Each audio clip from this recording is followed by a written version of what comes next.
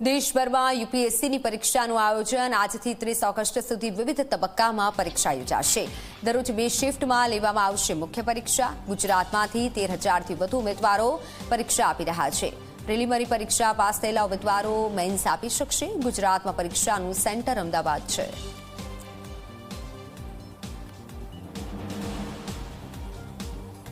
Civil સર્વિસીસની તૈયારી કરતા ઉમેદવારો માટે આજે મહત્વપૂર્ણ દિવસ છે, કારણ કે પ્રિલિમ પરીક્ષા પાસ કર્યા બાદ આજે મેન્સની પરીક્ષા છે અને ઘણા બધા ઉમેદવારો પોતાના સેન્ટર ઉપર પહોંચી રહ્યા છે।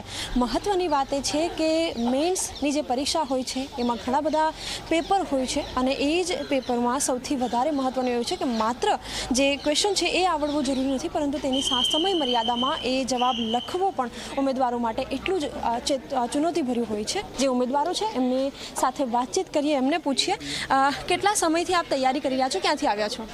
I'm preparing for 4 years and this is my 4th attempt and I am doing right now a job right here and so I'm preparing well this time.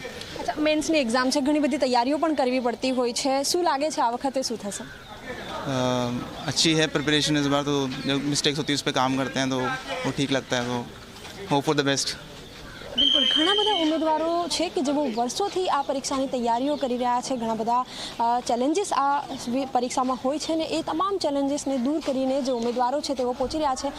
ઘણી બધી યુવતીઓ પણ છે કે જે પરીક્ષાની તૈયારીઓ કરી રહી છે, એમની સાથે પણ વાતચીત કરીએ, એમને પણ પૂછીએ। જો કે આજનો દિવસ ઘણો મહત્વપૂર્ણ છે, પરીક્ષાને લઈને ઘણા બધા નીતિ નિયમો છે, એ નીતિ નિયમોને પણ ઉમેદવારો ફોલો કરી રહ્યા છે।